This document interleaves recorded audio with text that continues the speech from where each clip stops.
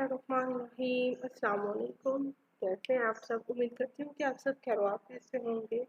जैसे कि आप सब जानते हैं कि हमने स्टार्ट किया हुआ है सिस्टम एडमिनिस्ट्रेटर लेक्चर्स की एक प्लेलिस्ट, और आज हमारा लेक्चर नंबर 11 है। तो आपको जो प्लेलिस्ट का लिंक है वो नीचे डिस्क्रिप्शन में मिल जाएगा, तो आप काइंडली से जाके एक्सेस कर लें, ठीक है।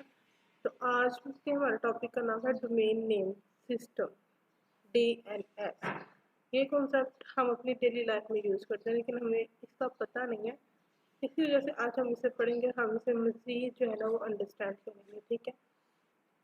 तो सबसे पहले बात कर लेते हैं, तो अब रीड आउट करते हैं। Domain name system name resolution service used to map translate the human readable alphanumeric names such as www.knowledge.com into IP address, ठीक है। ये हमारे पास एक नेम रेजोल्यूशन सर्विस है जो क्या करती है, ह्यूमन रीडेबल नेम को, फॉर एग्जांपल www.knowledge.com को क्या करती है, मैप करती है या फिर ट्रांसलेट करती है किसके साथ, IP एड्रेस के साथ। आपको याद होगा कि जब भी हम वेबसाइट पर लिखते हैं तो हम कभी भी किसी भी वेबसाइट का IP एड्रेस नहीं लिखते, क्योंकि असल बात तो ये हमें पता ही नहीं है कि जो वेबसाइट है वो IP एड्रेस के साथ एक्सेस होती है। तो मैं आपको बता रही हूँ कि जो हमारी वेबसाइट्स होती हैं वो कभी भी ये नेम के साथ डायरेक्टली एक्सेस नहीं होती, बल्कि वो किसके साथ एक्सेस होती है, IP एड्रेस के साथ, ठीक है। तो ये वाला जो हमारा नेम है ये कौन सा नेम होता है, इसे हम कहते हैं FQDN, fully qualified domain name. तो फुली इसमें क्या होता है, हमारे पास एक होस्ट नेम होता है और एक डोमेन नेम होता है, और ये दोनों चीज़ें मिलके क्या बनाती हैं, FQDN। तो अगर हम इसमें देखें तो इसमें हमारे पास होस्ट नेम क्या है, ये हमारे पास होस्ट नेम है, और ये हमारे पास क्या है, ये हमारा डोमेन नेम है। तो ये दो चीज़ें मिल गई हैं, तो अब ये हमारे पास क्या हो गया है, एक फुली क्वालिफाइड डोमेन नेम है, ठीक है। तो अब इस सर्विस का फ़ायदा क्या है कि हमें जो है ना IP एड्रेस को याद रखने की ज़रूरत नहीं रहती, ठीक है। हम सिर्फ और सिर्फ ये जो यूज़र फ्रेंडली नेम होते हैं सिर्फ इसे याद रखते हैं, और उससे फिर हम वहाँ पे एक्सेस कर लेते हैं अपने सिस्टम को, ठीक है। तो अब हम यहाँ पे क्या करते हैं, कोई भी वेबसाइट सर्च करके देखते हैं, फॉर एग्जांपल facebook.com। हम यहाँ पे क्या करते हैं, सिर्फ और सिर्फ इसका नेम लिखते हैं। अब हमें इसका IP एड्रेस नहीं पता, तो हम इसका IP एड्रेस कैसे फाइंड कर सकते हैं वो भी देख लेते हैं।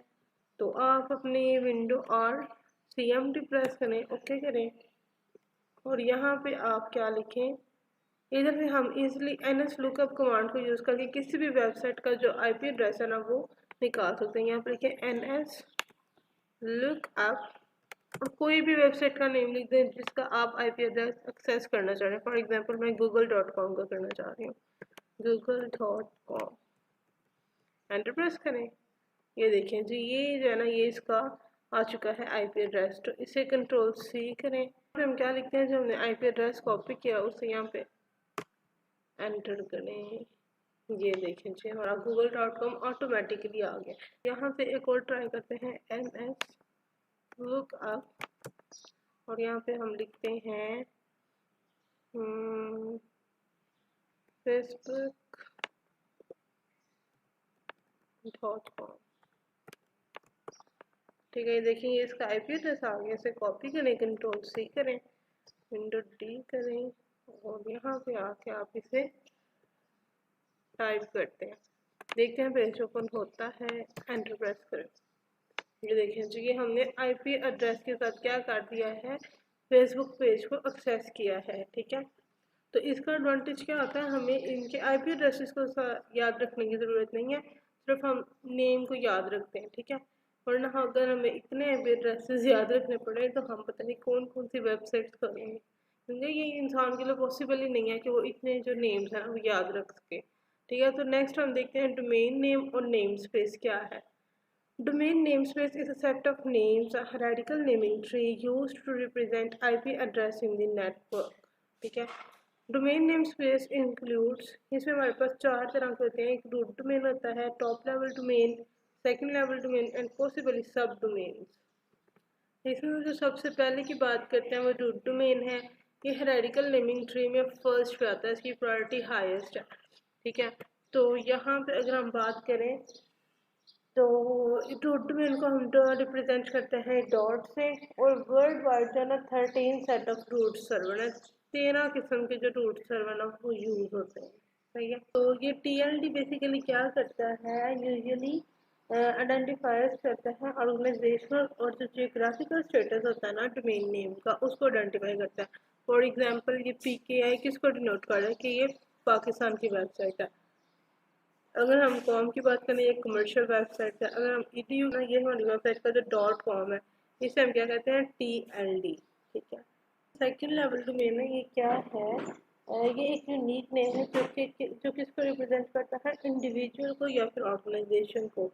ये जो नेम होते हैं ये यूनिक होते हैं, ये एक जैसे नहीं हो सकते। इससे हम क्या करते हैं, हमें पता चलता है कि किसको, अगर हम google.com की बात करें तो इससे google.com से हमें क्या आइडेंटिफाई हो रहा है कि गूगल की बात हो रही है। अगर हम फेसबुक की बात करें तो हमें पता चल जाता है कि अगर हम facebook.com लिखेंगे तो हमें फेसबुक ही मिलेगा। ऐसा नहीं हो सकता कि हमें फेसबुक लिखें और ट्विटर का पेज मिल जाए। ठीक है।